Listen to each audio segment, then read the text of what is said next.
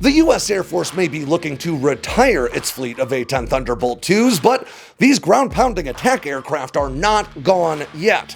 Instead, these low and slow attack jets are flying active combat operations against Iran, carrying a pretty interesting array of air-to-ground and air-to-air weapons, including some of the oldest and some of the newest munitions that Uncle Sam has to offer.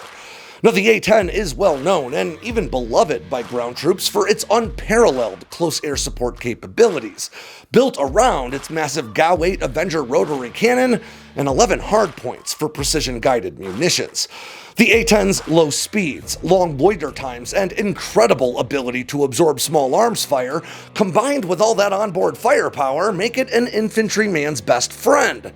But the same things that make the A-10 so good at supporting the troops beneath it also tend to make it an easy target for even long-dated surface-to-air missile systems. In fact, it's that vulnerability over the modern battlefield that has prompted the Air Force's ongoing effort to divest these nearly half-century-old warplanes in favor of investing into more modern assets. And with the reported loss of at least 10 MQ-9 Reapers over Iran so far in this fight, A-10 pilots operating over the Middle East are in for anything but an easy day. So let's talk about the A-10 combat operations in support of Operation Epic Fury, using the details that we know for certain and some historical context to help flesh things out, because there is a solid chance that today's A-10s may actually be flying the platform's last major combat operations in history. I'm Alex Hollings, and this is Air Power.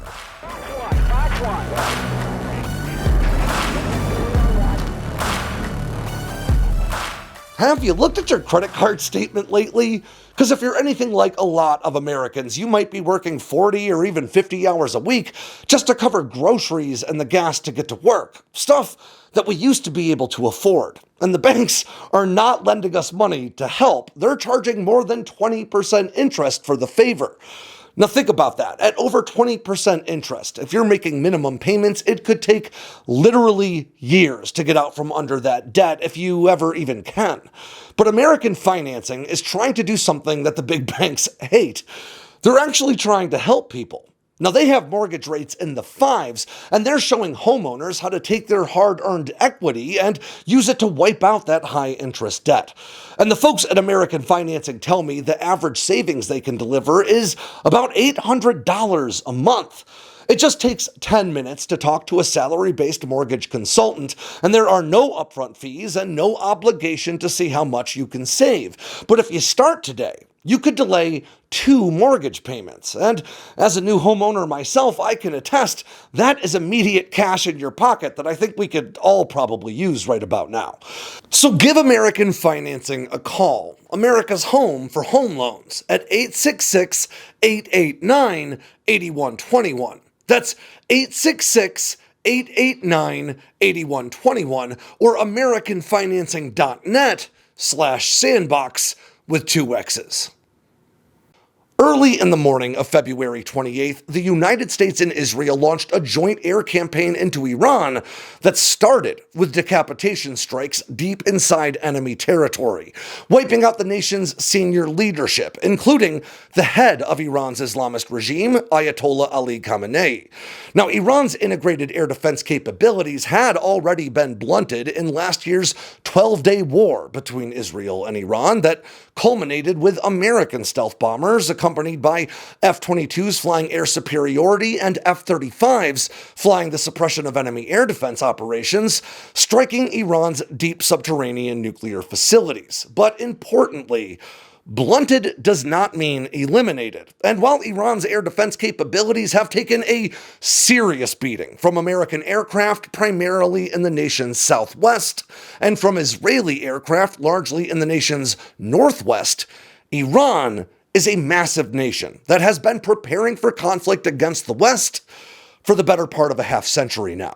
And that preparation came with the understanding that American air power would all but certainly be able to overwhelm their air defense network, especially if used in a strictly traditional manner. You see, it is important to understand the nature of this fight because it is not a conflict over who's going to win. The United States has the military capacity to assemble a massive invasion force and steamroll through Iran. But despite the military overmatch, that would invariably come at a huge cost in terms of lives, money, and time. And regardless of whether doing so would be a sound strategic decision, I would argue that it would not be. The biggest thing preventing such an offensive from happening is not capability or cost, it's political will. The American people don't want to be bogged down in another year-spanning war in the Middle East, and importantly, Iran is well aware of that. And what that means is Iran's defense apparatus really has just two goals in this conflict, neither of which are predicated on winning the fight. The goals are first, just to survive, and second, to make the cost of this fight unpalatable for Americans and for the world at large. Now that means interrupting the flow of oil through the Strait of Hormuz, launching drone and missile strikes against civilian targets in uninvolved nations, and finding creative ways to score propaganda victories on the battlefield. If Iran manages to destroy just one F-35, down one strategic bomber, hit one American warship with a missile, well, that would do very little to actually tip the scales of this conflict in a military sense. But in terms of popular perception of the war within the United States, and in terms of damage to American credibility at large, well, that would have a pretty significant impact. Iran's goal isn't to win this war, it's to survive it until America's tolerance for the cost, in terms of lives, equipment, and money, runs out. And that allows them to take a unique approach to defense. Iran's remaining air defense network is made up of a long list of both foreign-sourced and domestically produced road mobile capabilities that can be hidden in underground tunnels or bunkers to limit reconnaissance and long-range targeting, but can pop up quickly to engage aircraft when they're operating inside that system's targeting envelope. And this is not a hypothetical threat. According to unnamed officials who spoke separately to Air and Space Forces magazine and to CBS News, at least 10, but maybe 11 MQ-9 Reaper remotely piloted aircraft have been downed over Iran since the fighting began about 2 weeks ago. Now, the MQ-9 is a remotely piloted ISR, or Intelligence, Surveillance, and Reconnaissance, and strike aircraft that comes with a price tag anywhere between $20 and $35 million a drone, depending on how you break things down. They're usually bought in batches of 4 or more. And that means we're talking about a total aircraft loss of somewhere between $200 million and $350 million worth of drones. Now, to be clear, these losses aren't exactly much of a surprise. After all, the MQ-9 is a non-stealth drone that was designed and fielded to operate in the uncontested airspace of the global war on terror, and they're now likely absorbing some of the highest risk reconnaissance and targeting operations of this conflict, thanks to their combination of powerful intelligence, surveillance, and reconnaissance suites, and the fact that there's no pilot on board to risk.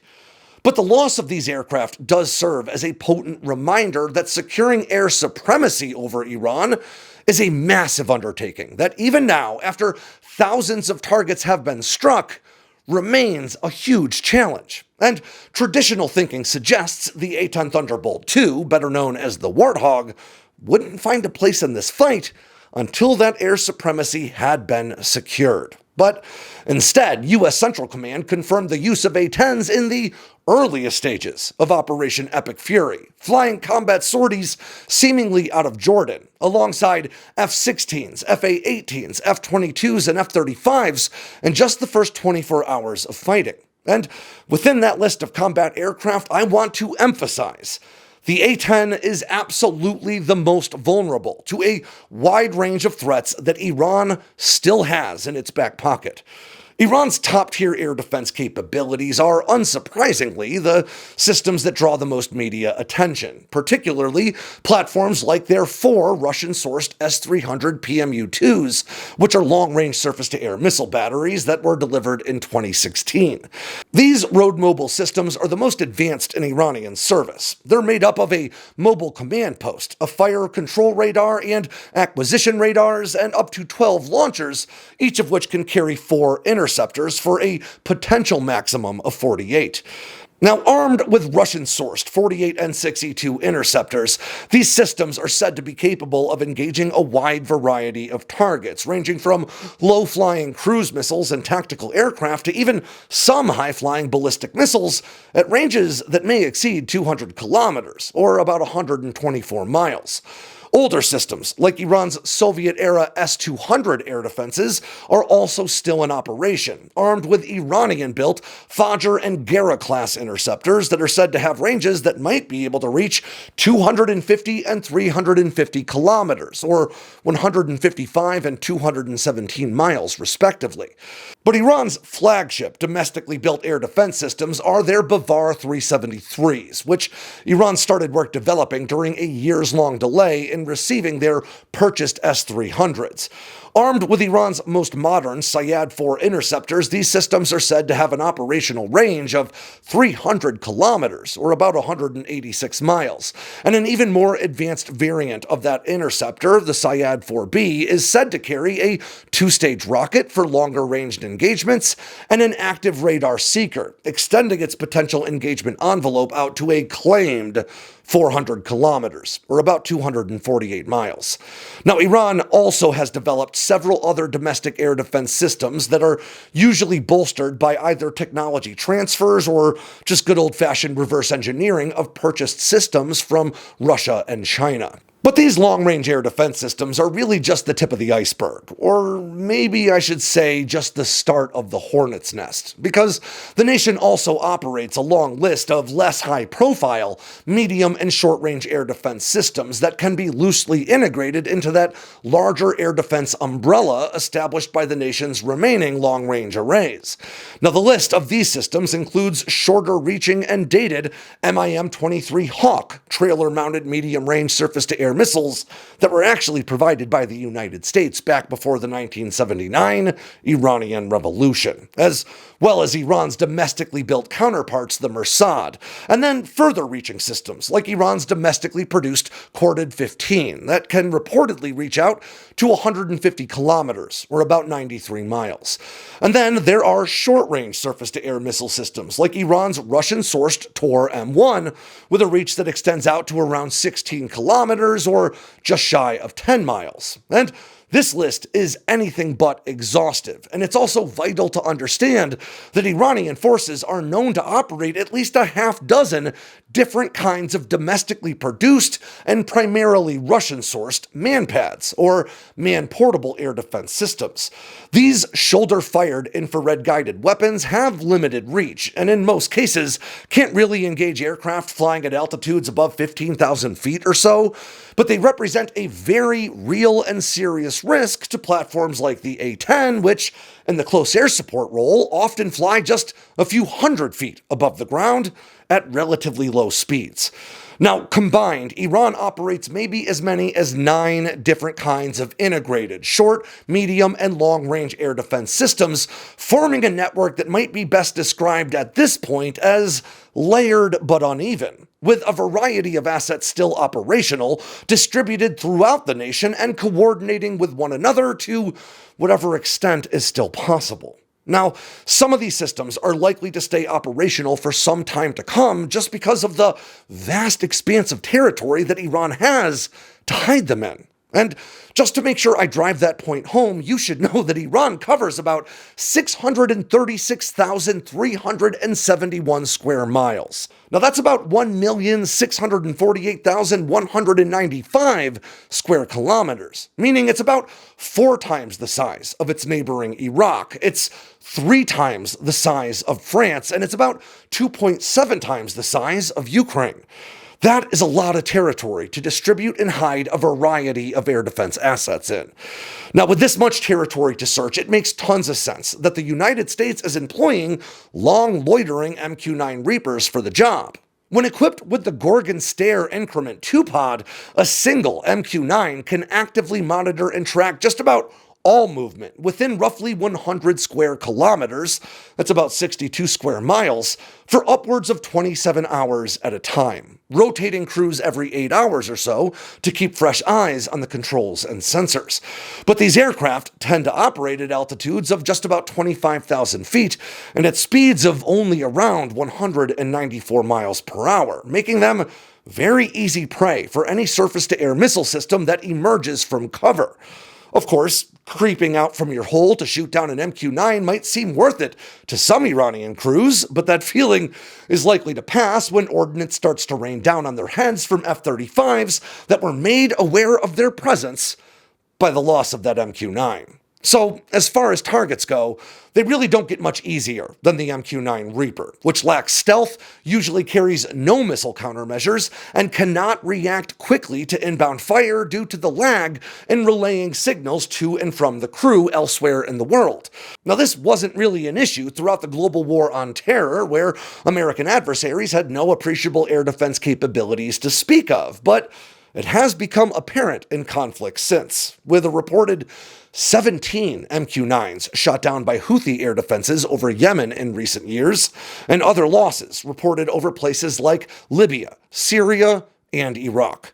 Now, the A-10 Thunderbolt II is, of course, a much more survivable aircraft than the MQ-9, but broadly speaking, you would still file it under easy pickings for nearly any of Iran's existing air defense assets. And as a result, these MQ-9 losses serve as an important reminder that American A-10s flying combat operations over the Middle East are not operating without a great deal of risk. These aircraft are vulnerable to every manpad, every surface-to-air missile, and of course, to any fighter that Iran manages to get airborne. Now, the Fairchild Republic A-10 Thunderbolt II has been flying for the United States Air Force since 1977. And as such, it was designed to operate in a very different threat environment and to achieve very different combat objectives than Warthogs in the fight today. Designed and built around its massive 30mm GAU-8 Avenger rotary cannon that today fires these huge 30mm shells at an astonishing 3,900 rounds per minute. That's about 65 of these a second. The A-10's main gun effectively fires a laser beam of mixed armor-piercing and high-explosive rounds that, combined with the aircraft's long loiter time and legendary toughness, have made it a close air support legend. Because A-10s fly low and slow in support of troops on the ground, they eat a ton of small arms fire along the way, but the Warthog generally doesn't mind. In fact, it was designed specifically to absorb a great deal of punishment delivered by mobile Soviet air defense systems like the Zu-23 23mm guns. As a result, the Warthog comes equipped with double redundant hydraulic flight control systems and an additional mechanical backup in case they both get hit. And they have, and pilots have made it back on that third redundant mechanical system. These jets were designed from the outset to stay airborne after losing an engine, after losing half of the tail, or even half of a wing has been blown off. In order to keep the pilots alive while taking all that heat, the cockpit and vital flight control systems are housed within a 1,200-pound armored titanium tub that is rated to withstand direct hits from those massive 23mm anti-aircraft guns. Of course, all that armor and redundancy does come at a cost, though, and the A-10's twin General Electric non-afterburning TF-34 turbofan engines, each of which can pump out around 9,000 pounds of thrust, can only push the rotary cannon-carrying monster to a maximum speed of just 518 miles per hour. And in most combat operations, A-10s actually usually cruise at around 340 miles per hour instead. Now, in practice, the A-10 was meant to serve as a vital element of the U.S. Army's air-land battle doctrine in Europe during the 1980s, with Warthogs and attack helicopters like the AH-64 Apache taking on invading columns of Soviet armor from the front, while other aircraft and long-range missiles strike at the Soviet rear. This fight, to be totally honest with you, wasn't really about winning either, so much as it was about buying time for the NATO allies and the rest of Europe and across the Atlantic to mass and appropriate defense and counterattack in the face of what was assumed to be an overwhelming number of Soviet tanks and armored vehicles.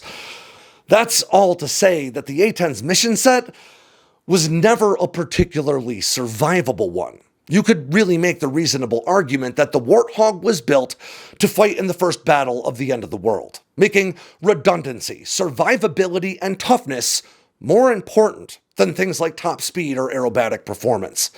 But then the Cold War ended, and with it, so did the A-10's apocalyptic mission set, and that might have been enough to see these platforms retired early had it not been for how Warthog pilots were able to redefine these aircraft as the infantryman's best friend, starting in 1991's Persian Gulf War and continuing throughout 2 decades of the global war on terror. When fighting with air supremacy secured, or in places with no air defense assets to contend with, the A-10's 30mm cannon became the stuff of legend, wiping out enemy troops with the aircraft's telltale BERT and loitering over the battlefield for upwards of a reported 2 hours before having to refuel. Now that is about 4 times longer than an F-16 can stay overhead in most cases.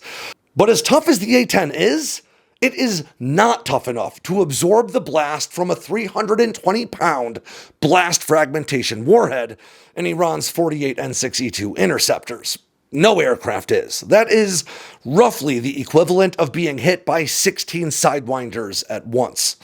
Now, this degree of risk, combined with the A-10's low airspeed, means A-10 operations anywhere near Iran have to be exceedingly well planned and integrated with other air assets, like F-22s and F-35s taking on air defenses, and maybe even the occasional Iranian aircraft that manages to get off the ground.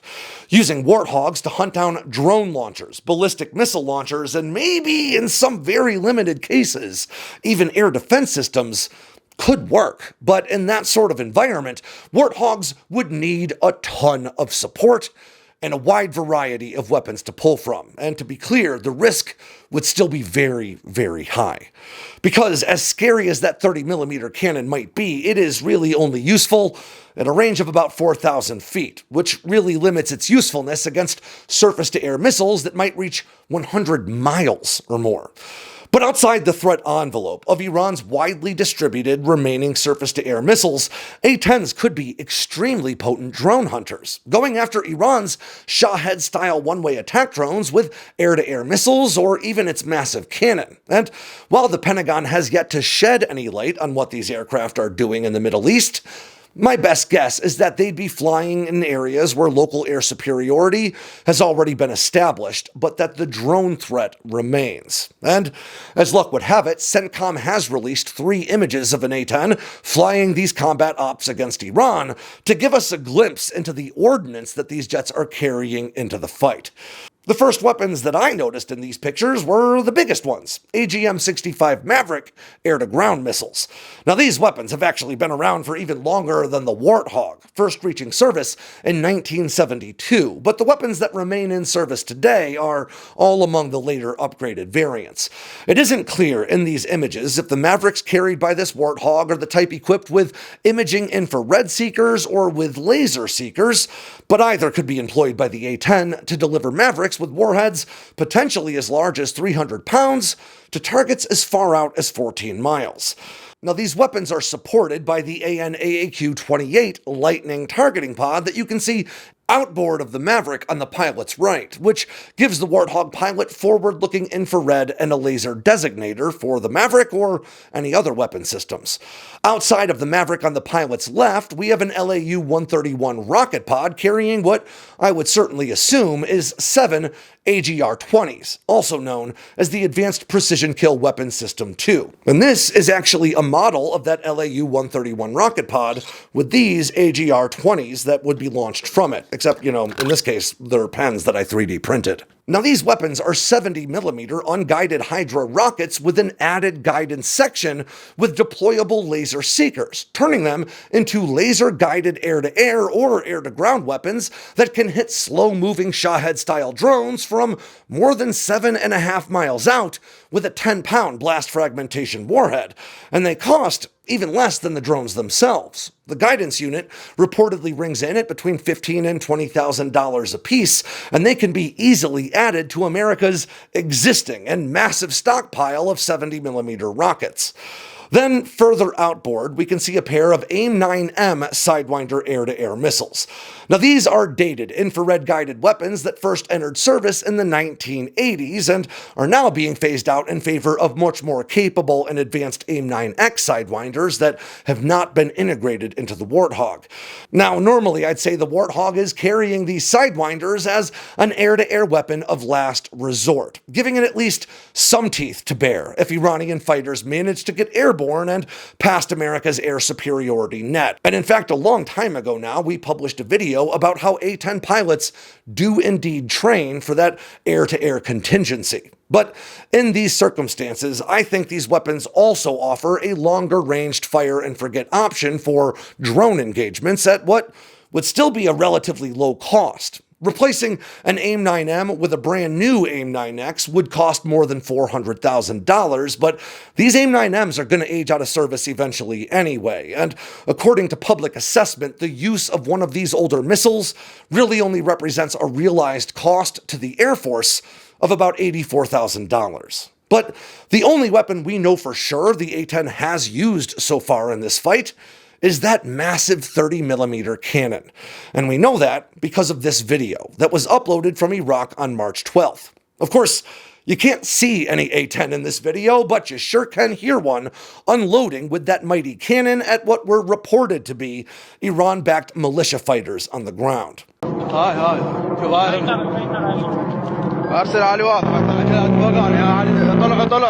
Of course, that 30mm cannon could also make very short work of any drone that it came across as well, and the A-10's lower cruise speed could make those drone engagements easier than it is in F-15s, F-16s, and F-A-18s. Now, you'd be hard-pressed to find confirmable figures on the cost per round for the A-10's penetrator or high explosive, or even their practice rounds for that matter, but online estimates range from as low as $25 a round to as high as $136. Now, no A-10 pilot can squeeze off just one round at a drone, so assuming a half-second burst to score a hit, the cost for downing a drone with the GAU-8 might range from around $800 to as high as maybe $4,300. Still a lot cheaper than the drone itself. And this points to how these platforms are likely being used in this fight thus far, to take out slow-moving drones and to engage Iranian proxies in the region. But as the US and Israel continue to pound Iranian air defenses, we will all but certainly see A-10s creep deeper and deeper into their airspace as well. But I want to be clear that that probably won't happen too soon, because the A-10 would still be very easy pickings for even what remains of Iran's integrated air defense apparatus. But does all this mean that the A-10 really does have a place in modern warfare, at least when used appropriately? Well, the answer to that is a bit complicated, or maybe I should say a bit nuanced, because the A-10 is indeed a very tough and reliable platform with low operating costs and the ability to fly out of austere environments while delivering all kinds of utility to commanders in the fight. The question genuinely never was whether or not Warthogs can still fight. It has always been about whether or not the money used to keep those Warthogs in the fight might be better spent somewhere else. Sustaining America's A-10 fleet, meaning just keeping them in good working condition, now costs the Air Force an estimated $1.3 billion a year and rising.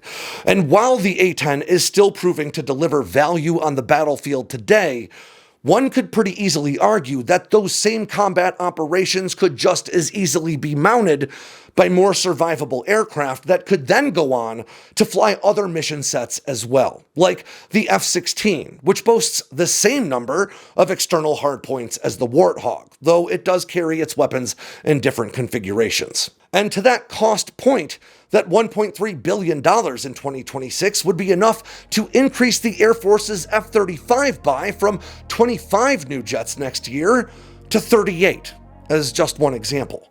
That's all to say that the A-10 genuinely could be handy in a fight for as long as you can keep it flying, but its use will always be limited in a high-end conflict. That, combined with a half-century's worth of wear and tear, hasn't rendered the legendary Warthog useless, but it has made them old and worn out and increasingly expensive to keep flying. So yeah, the A-10 is still finding ways to get into the fight even a quarter of the way through the 21st century, but don't let that fool you. These aircraft are still in the twilight of their careers, but in classic Warthog fashion, we should have known that they wouldn't go out without at least one last fight. And with that ends yet another edition of Air Power from Sandboxx News. I'm Alex Hollings. Make sure to swing by sandboxnews.com today and every day for all the latest in news, entertainment, and merch from all around the force. If you got anything out of today's video, make sure to click like and subscribe down below and leave me a comment so I know what I should cover next. And of course, don't forget to tap on that bell icon so you never miss a drop from Sandboxx News.